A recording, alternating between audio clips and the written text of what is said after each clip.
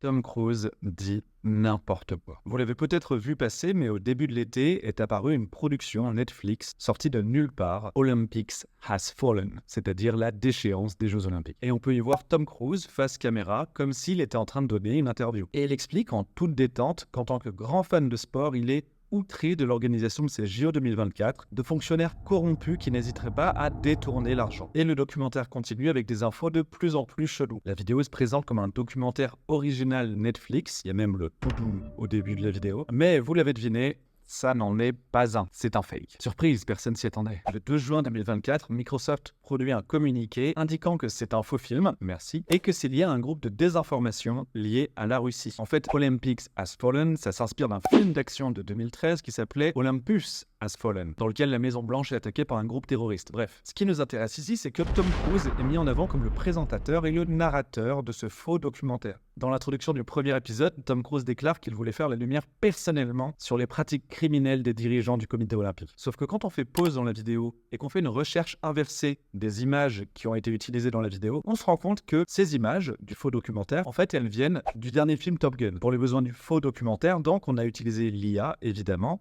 pour modifier sa voix et son visage. Et là, on pourrait se dire, des vidéos fake comme ça, il y en a plein. Quel intérêt, celle-ci, une parmi d'autres? Eh ben, elle a eu un énorme succès. Et faut avouer qu'elle est hyper bien travaillée, en fait. Alors où je vous parle, le documentaire, il a été vu près de 200 000 fois. Ce qu'il faut noter, c'est que ça a été partagé via un compte Telegram.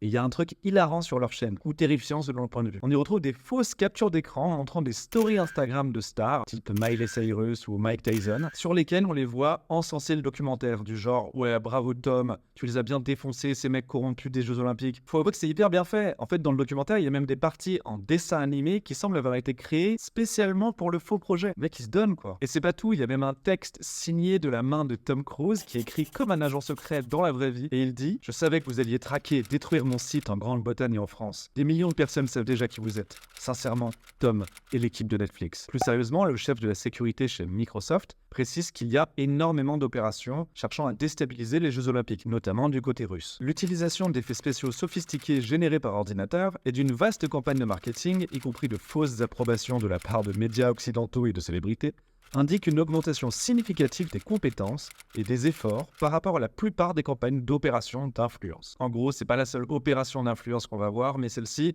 chapeau. Il y a du boulot. Et pour finir, quoi de mieux qu'un petit florilège des différentes opérations d'influence qu'on a pu voir passer ces derniers mois? Dites-moi en commentaire si vous en avez vu une passer justement. Alors, on a eu une fausse vidéo de France 24 qui affirmait qu'environ un quart des billets pour les Jeux avaient été retournés par crainte du terrorisme. On a aussi eu une fausse vidéo d'Euronews qui affirmait que les Parisiens avaient souscrit en masse à des assurances immobilières par crainte d'explosion terroriste lors des Jeux. Bon, moi j'habite Paris, j'ai pas trop entendu parler de ça. On a eu une fake news sur la mort d'un étudiant algérien qui participait à une manifestation pro-palestinienne. Ça aussi, c'était la Russie. Le pays est également accusé d'avoir été à l'origine des graffitis sous forme de mains rouges sur les mémorials de la Shoah ou d'avoir ordonné le dépôt de faux cercueils sur la Tour Eiffel. Ils font tout ce qu'ils peuvent pour déstabiliser l'Occident. Je comprends l'idée, ils jouent leurs cartes, je vais pas rentrer dans la politique, mais quand on voit la puissance des nouveaux outils, notamment d'IA générative évidemment, qui permettent de manipuler les messages, l'image, la voix, alors on peut facilement utiliser les gens, comme Tom Cruise par exemple, pour manipuler l'opinion de manière très très crédible. Faites très très attention à vos sources, à ce que vous regardez. Je le dirai jamais assez, si vous voyez un truc un peu étrange, une vidéo, une actualité qui vous interpelle, pas de souci, le monde est plein de folie, mais